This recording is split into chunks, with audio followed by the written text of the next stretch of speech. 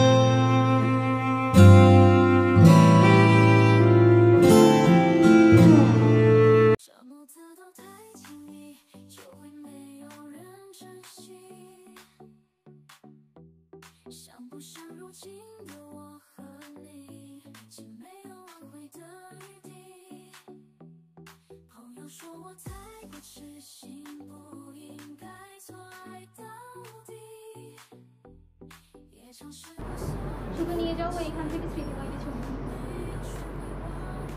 প্রথমেই বলছি আমাদের সবার প্রিয় ফারুক স্যার সম্পর্কে। তিনি যেমন আমাদের কোর্সের ইন্সপিরেশন, তেমনি তিনি হচ্ছেন আমাদের টাস্ক দেওয়ার একজন গুরু। স্যার কখন আমার টাস্ক দিয়ে বসে থাকে, আর এই টাস্কের প্যারায় আমরা শুধু আরিফিন স্যারকে জ্বালাতন করি। তবে আমাদের ফারুক স্যার তিনি মনখোলা হৃদয়ের একজন মানুষ। তার কল্যাণেই আমরা আমাদের খেলার আয়োজন এবং ইফতার পার্টির আয়োজন করতে পেরেছি। আসলে এভাবে খোলা আকাশের নিচে চাদর বিছিয়ে ইফতার করার অভিজ্ঞতা আমার জীবনে ছিল। তবে একটা কথা না বললেই নয়, আমাদের ব্যাচ থেকে যদি বালতিয়া প্ল্যান্টার না যেত তাহলে কিন্তু কেউ লাচ্ছি খেতে পারতো না। তারপর আসি আরিফিন স্যারের কথায়। আমাদের স্যার একদমই আমাদের মতো নিরীহ। স্যার সবসময় আমাদেরকে অনলাইনে এবং অফলাইনে সবসময় সাপোর্ট দিয়েছেন। স্যার অক্লান্ত পরিশ্রম করেছেন আমাদের জন্য। আমরা কোনো সমস্যায় পড়লে স্যারকে যদি বলি, স্যার যদি সমাধান করতে না পারেন, নীরবে ফারুক স্যারকে হ্যান্ড ওভার করে দেন। তবে আরিফিন স্যারকে অনেক জ্বালিয়েছি এবং স্যার আপনাদেরকে ভবিষ্যতে আরো জ্বালাবো। তারপর বলছি আমার প্রিয় সহপাঠীদের কথা। এই 4 মাসে সবাই আমাকে খুব আপন করে নিয়েছেন, তার জন্য সবাইকে জানাচ্ছি অসংখ্য ধন্যবাদ। এবং আমি যদি কোনো ভুল ত্রুটি করে থাকি সবাই আমাকে ক্ষমার দৃষ্টিতে দেখবেন। চলার পথে অনেক ভুল ত্রুটি করেছি, সবাই ক্ষমা দৃষ্টিতে দেখবেন এবং এই কথা জানিয়ে সকলকে আবারও জানাচ্ছি ধন্যবাদ। আসসালামু আলাইকুম। লিড জেনারেশন করা আমাদের ওয়ার্ড থাকবে ডাটা নিয়ে। আমাদের মন অনেক বড়, দেহ অনেক বিশাল, আমরা শুধু কালেক্ট করবো, কিভাবে প্রসেস করবো সেটা আমাদের কাজ। আর আমরা শুনেছি যে ইন্ডাস্ট্রিয়াল রিভলিউশন হয়েছে। আমরা এই যে 3য় বিশ্বের একটা দেশ হয়ে আমাদের দেশে হতে যাচ্ছে একটা, মনে করেন আমাদের ডাটা এন্ট্রির যে একটা প্রভাব, ডাটা এন্ট্রি না হইতে পারেও কিন্তু ফ্রিল্যান্সার তো একটা গণজোয়ার আসছে বাংলাদেশে। এই বাংলাদেশে এই আমাদের মতো কিছু মানুষ অকর্মার দেখি যায়, হয়েছে ডাটা এন্ট্রি এবং ডাটা প্রসেস করতে। আমরা জানি না কোন কাজটা কিভাবে করব, কিন্তু আমরা হচ্ছে গালা। তারা আমাদেরকে গালার মতো এই 6 মাস লেগে যাচ্ছিল আমাদেরকে মানুষ করার জন্য, কিন্তু কতটুকু মানুষ করতে পারছে আমি জানি না। কে হয়েছে বা হয় না সেটা আমি জানি না, কিন্তু আমি হই নাই। তবে একটা কথা, ফারুক স্যার, আরিফিন স্যার, ক্ষমা চেয়ে নিচ্ছে, আমি কোনো কিছু রেডি করি নাই, আমার মধ্যে যা আছে তাই আমি বলে দিচ্ছি। এখানে 3 মিনিট বা 4 মিনিটের একটা অনুভূতি শেয়ার করতে বলছি। আমার মনে হয় না আগামী 6 মাসে যা হয়েছে তার 3 মিনিট বা 4 মিনিটে বলা সম্ভব। তাও যতটুকু কাহিনীর মধ্যে সংক্ষিপ্তভাবে বলতে চাই, যাতে সবাই নিজের মনের মধ্যে আবার এগুলো দেখতে পারে, চোখে ভাসে আসলে কি হয়েছে। যেহেতু বিদায়ের দিন, বিদায় যে কথাগুলো সেগুলো আমার মধ্যে থেকে শব্দ আকারে বের হয়ে আসবে, কিন্তু আমার মনের মধ্যে যে অনুভূতি হচ্ছে, যে আবেগটা বের হয়েছে, সেটা কখনোই আমি আমার চোখ দিয়ে আর শব্দ দিয়ে কখনো আপনাদের প্রকাশ করতে পারবো না। আমি অনেক বেশি নার্ভাস ফিল করতেছি, আমার ইমোশনাল এত বেশি বাইরে যেতেছে, আমি এক্ষুনি কান্না করে দিব। যে তো আমাদের ব্যাচ 1 নিয়ে ফার্স্টে বলবো ফারুক স্যারকে নিয়ে, যেটা আমরা হচ্ছে ভিডিওতে বলছি যে ফারুক স্যার যখন দরকার পড়ছেন আমাদের গার্জিয়ান হয়েছেন, যখন দরকার পড়ছে আমাদেরকে একজন ফ্রেন্ডের মতো বিহেভ করছেন আমাদের সাথে, যখন দরকার পড়ছে আমাদেরকে মাইরও দিচ্ছেন। আর আরেকটা বিষয় হচ্ছে ফারুক স্যার বরাবরের মতোই আমাদেরকে সাপোর্ট করে আসছেন, শুধু একটা প্যারা দিয়ে গেছেন, সেটা হচ্ছে টাস্ক টাস্ক টাস্ক।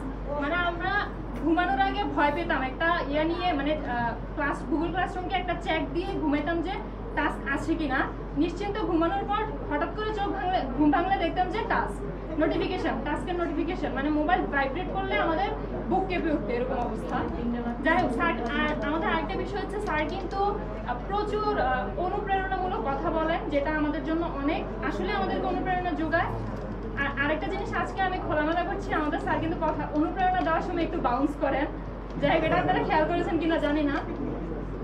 আরেকটা হচ্ছে আরিফিন স্যারের বিষয়ে বলা হয়েছে যে উনি খুব নিরীহ, ওনাদের ব্যাচের মতো আমরাও কিন্তু নিরীহ, কিন্তু আরিফিন স্যার কিন্তু আমাদের থেকে মনে হয় এটা পেয়ে আসছেন।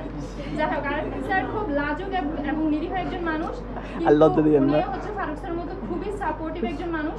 মানে উনি একটু নিবিড়ে দুষ্টামি করে আর কি, যেটা আমাদেরকে বুঝতে দেয় না। আর হচ্ছে আর আমাদের ব্যাচ থেকে আমি কি বলবো, নাহার যেরকম কান্না করে দিচ্ছে, আমরা হয়তো মানে খুব রিয়েল স্টুডেন্টস, আমরা কান্না করে দিতেছি।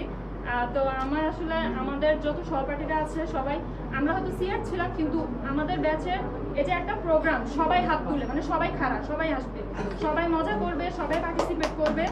তো এই জিনিসটা, আর হচ্ছে আমাদের ব্যাচের প্রত্যেক যে আমাদের সহপাঠীরা ছিল তারা খুবই সাপোর্টিভ ছিল। মানে অ্যাজ এ সিয়ার আমরা কখনো ফিল করি না যে আমাদের উপর দিয়ে কোনো কষ্ট যাচ্ছে। মানে ছেলেরা মেয়েরা সমানভাবে এখানে কিছু আমাকে